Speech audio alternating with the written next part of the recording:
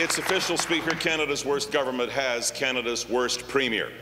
In a peer-reviewed study, Premier McGuinty ranks dead last among the country's premiers.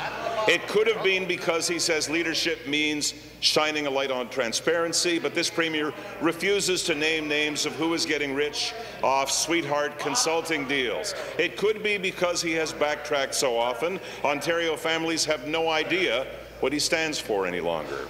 But the truth is that it is because he is the worst at managing government spending, taxes, debt and deficits. Speaker, when will the Premier stop dragging Ontario families down? Premier. Speaker of the Minister of Economic Development and Trade. Thank you. I am delighted to address this question. It is imperative that people in this House understand why Ontario, ahead of all jurisdictions in North America, is dragging the most foreign direct investment here to Ontario. If what this member says is true, it can't possibly be true. For 2 years in a row, Speaker, Ontario has led every jurisdiction in North America with more FDI related to job creation to Ontario, ahead of Texas, ahead of California, ahead of New York. That is the new Ontario, and that is what we fight for in this House, and we wish we had the opposition behind us, but we don't. They oppose every initiative for business or economic development that we have brought to this House, and we will continue to fight for small business, and I expect that member in particular to be on our side.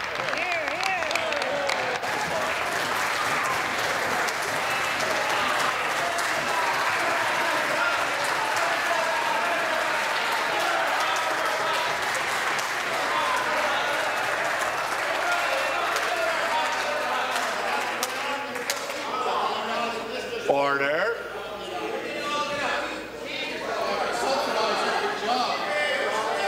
Start the clock.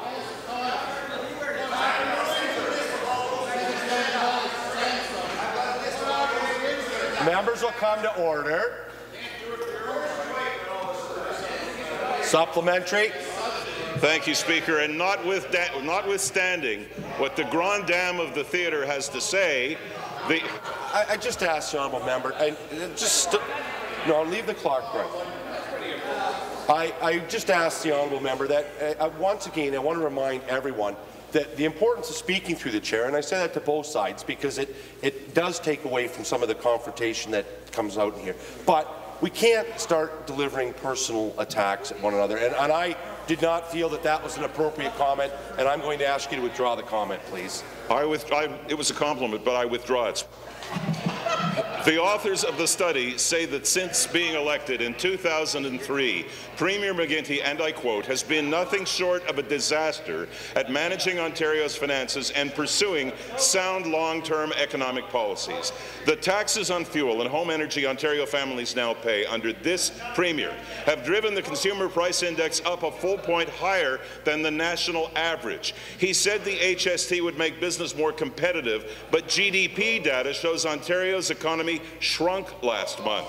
He said the HST would create 600,000 jobs, but we're up 23,000. How did every other premier manage to avoid the messy legacy this premier is leaving? Thank you. Minister. Thank you. Let me say again to this member opposite, and I believe that this member wants what's best for Ontario, and he wants people to have jobs, and he wants to see businesses investing in Ontario. So let me just use automotive by way of example.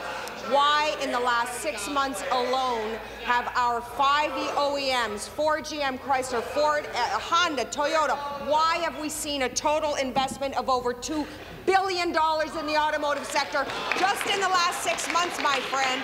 And that is very important, because if the 300 automotive supply companies who are looking at increased volumes, who are looking at getting back into business, we know that the last 2 years were tough on Ontario, tougher than any other province. But I will tell you this, every other province is watching today the kinds of investment in automotive, in green energy, in ICT, in financial services, the likes of which the rest of the country is not seeing, but we are seeing it here in Ontario because we have had good, sound economic policy, good, sound tax. Thank you. Order.